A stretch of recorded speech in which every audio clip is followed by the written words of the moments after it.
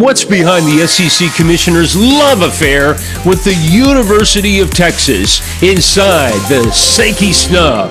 Y'all know my pedigree. In 30 years of TV, sports, and news, I covered almost every major sporting event, including a bunch of UGA games, even shot for the Mark Richt Show. The Kerry Kinsey Show is next. Well, people who love the DAWGS probably hate our SEC Commissioner. Maybe hate is too strong of a word, but you have to dislike what Greg Sankey did after the SEC title game. What's up with that? I want to ask you about the Greg Sankey snub. That was awesome. You get the first round bye. What does that mean for you? Well, it means rest for a team that Greg Sankey and his staff sit on the road all year long. We get to take a little bit of break and get ready for college football playoff. You know, I didn't realize it was that the tension between the two, Kirby and Sankey, was that visible, if you will. I do know he's a New Yorker that played, I believe, college baseball in Longview, Texas. Longview Lobos. I got to tell you, working in Texas, covering high school football, one of the beautiful things about that are all the different creative names of all the mascots for Texas high school football. So what's in a mascot name? Well, there's the Coleman Blue Cats, the Hamlin Pied Pipers. How about the Mason Punchers?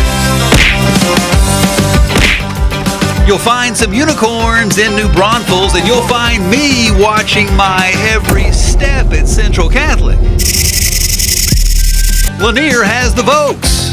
Wait, what's a Voke? It's a gear. Come on, Vinny.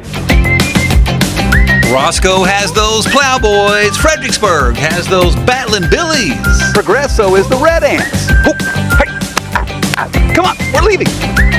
Winners has the Blizzards. Hi, can I get a large Winners Blizzard, please? Oh, very fun. How about Trent High School? They're the Gorillas. Hey! Rotan's got the Yellowhammers. Itasca has the Wampus Cats. Wampus Cats? The heck is a Wampus Cat? We don't know, but we love it. So wherever you may go, you never know what you're going to find in the great state of Texas. Vinny Vinzetta, Kins 5. Kins 5, a great station in San Antonio. I interviewed there in the late 80s when I was doing TV sports at Channel 25 in Waco, Texas, making a grand total of $16,000 a year. Couldn't afford a hotel before my interview, so I took a late night bus ride from Waco to San Antonio. Didn't get any sleep. No wonder I didn't get the job. Changing into a suit among some interesting characters at the Greyhound station in San Antonio was a difficult task. But the good Lord had other plans for me. Now back to our conversation about Sankey. I want to ask you about that snub. Did you see it? What'd you think about it? I think Kirby's got an excellent point. When the schedule came out, the idea of the road that Texas was given, for example, even as opposed to Oklahoma, one had a super tough schedule. Oklahoma had a super tough schedule. Texas had a cakewalk. There's something about, I mean, they really want that Dallas, Texas money connection.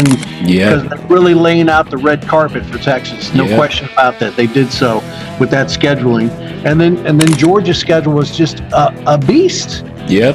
It's a beast. And it's so hard to explain to people what it's like to play, Alabama and then Tennessee and then Ole Miss. It is. If you saw after the press conference after the game, Kirby described, how grueling our conference is, and the people that don't see football through the lens of the Southeastern Conference just don't get it. And when you saw him walk in that room with Tate Ratledge, 6'6" and 350 pounds, I told my wife, that's an average player in Georgia as far as size. It's why it's just different. It's just totally different. And these comparisons of other conferences and the ACC and Big 12, I mean, it's just like, you might as well be in different leagues, not conferences, different leagues. Like here's the NFL, here's the SEC, here's those few Big 10 teams, and then here's everybody else. So you're going to see it in the draft. You know, it'll be different, like it always is with the SEC, the amount of kids drafted out of here and there. And on our next show, legacy or lack? At the University of Georgia, the fact there's not a huge, beautiful bronze statue of Herschel Walker outside that stadium really bugs me.